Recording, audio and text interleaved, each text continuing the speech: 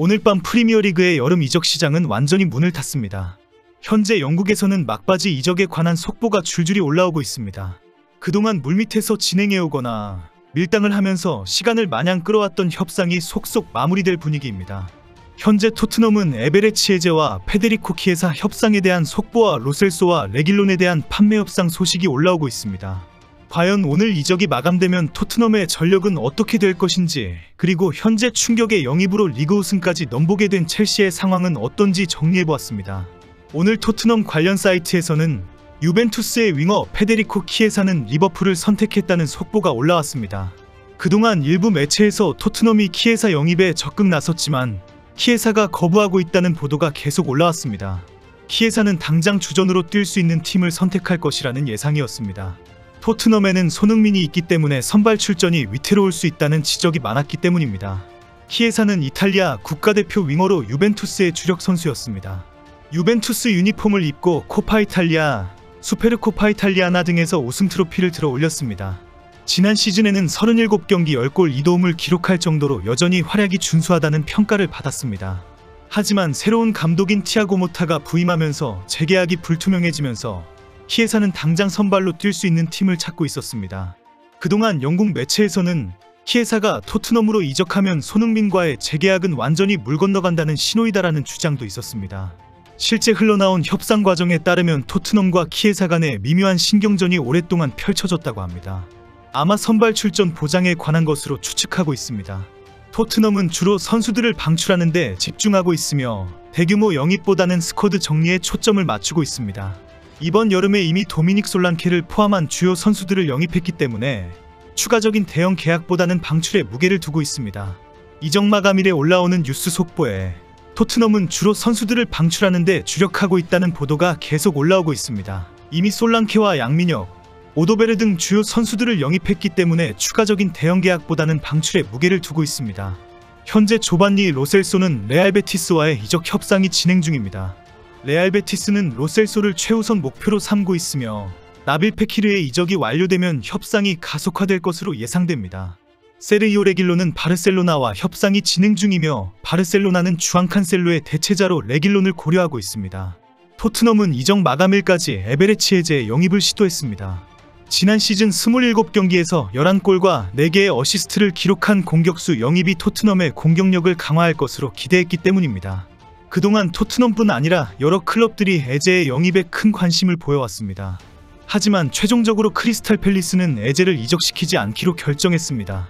크리스탈 팰리스가 이번 여름에 이미 마이클 올리세를 잃었기 때문에 두 번째 핵심 선수의 이적을 막기 위해 거부되었습니다. 토트넘의 에제 영입 시도는 결국 실패로 돌아갔으며 크리스탈 팰리스는 에제를 남겨두기로 확정했습니다. 토트넘은 에제의 영입이 무산되면서 마지막까지 다른 대안을 모색하고 있습니다. 깜짝 발표로 추가적인 영입 가능성도 있었지만 에제와 같은 대형 계약은 없을 것으로 알려졌습니다. 첼시 최악의 먹튀 로멜루 루카쿠는 결국 나폴리 이적에 성공했습니다. 2011년 첼시로 이적했지만 출전 기회를 받지 못하고 에버턴으로 임대를 떠나 맹활약을 펼쳤습니다. 이후 에버턴과 인터밀란에서 최고의 활약을 하고 2021년 루카쿠는 첼시로 복귀했습니다. 첼시에 오자마자 루카쿠는 첼시는 행복하지 않다는 발언을 했고 이후 인테르와 AS 로마 임대로 가서 맹활약을 했습니다. 지난 시즌 종료 후 루카쿠는 다시 첼시로 복귀했지만 사고뭉치였기에 판매 대상이 되었습니다. 루카쿠도 연봉 삭감까지 하면서 첼시를 떠나고 싶다라며 나폴리의 콘테 감독에게 전화까지 했습니다.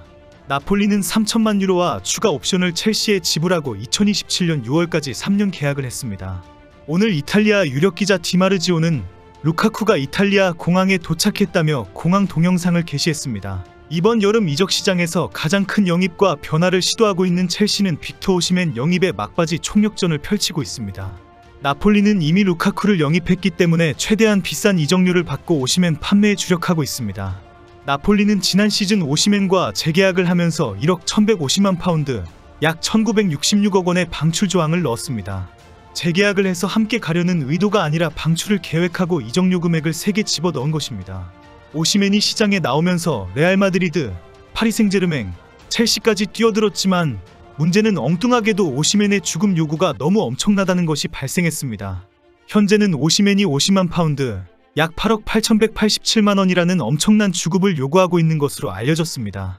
사우디의 일부 클럽이 오시멘의 요구를 들어주겠다고 제안했지만 일단 이적 마감까지 오시멘은 첼시의 전화를 기다리겠다는 상황입니다. 첼시는 합리적인 수준으로 협상하자고 요청한 상황입니다. 첼시는 일단 임대 후 완전 이적 옵션까지 제안해 놓은 상황입니다. 사우디의 알힐랄은 오시멘의 이적료로 1억 4천만 유로, 약 2,082억 원을 주겠다고 제안했습니다. 하지만 나폴리는 1억 5천만 유로, 약 2,030억 원을 내놓으라며 배짱을 튕겼고 현재는 제안을 거절한 상황입니다. 첼시는 빅터 오시멘의 임대 영입뿐 아니라 대형 영입을 계속 밀어붙이고 있습니다. 현재 영국 현지에서는 이번 시즌 첼시의 리그 우승이 가능하다는 전망까지 나올 정도입니다. 오늘 영국 매체 미러는 첼시의 최강 베스트 11을 공개했습니다. 여기에 충격적인 공격 자원 2명의 이름이 올라와 있습니다. 한 명은 리그에서 검증된 스트라이커 브렌트포드의 이반 토니, 그리고 다른 한 명은 첼시의 라이벌 맨유의 제이든 산초입니다. 여기에 지난 12일 울버햄튼을 떠나 첼시와 7년 계약을 한 페드로 네투까지 포함됩니다. 페드로 네투는 6천만 유로, 약 894억 원에 옵션 300만 유로에 첼시로 이적했습니다. 현재 영국 매체들은 첼시의 베스트 11은 맨시티도 긴장해야 할 정도의 막강한 전력이다라고 평가하고 있습니다. 제이든 산초, 이반 토니, 페드로 네투가 호흡을 맞추는 첼시는 막강하다는 것을 모두 인정하고 있습니다. 현재 토트넘이 이 상황에서 영입을 마무리했을 경우에 스쿼드에 대한 우려는 여전히 있습니다.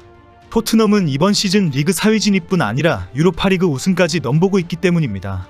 지난 시즌보다 훨씬 더 많은 경기를 치르게 될 것이기 때문에 지금 스쿼드가 충분한가라는 지적이 나오고 있습니다. 영국의 축구 전문가들은 대부분 토트넘이 일부 포지션에 대한 선수 영입이 부족하다는 지적을 합니다. 주로 센터백과 레프트백 등 수비진에 관한 걱정입니다. 판더벤이나 우도기가 부상을 당해 장기간 경기에 나가지 못하는 경우에 대안이 전혀 없다는 것입니다. 일부는 공격진에 대해서도 우려를 합니다. 브레넌 존슨의 불안정성과 티모 베르너의 마무리 문제가 심각한 이유입니다.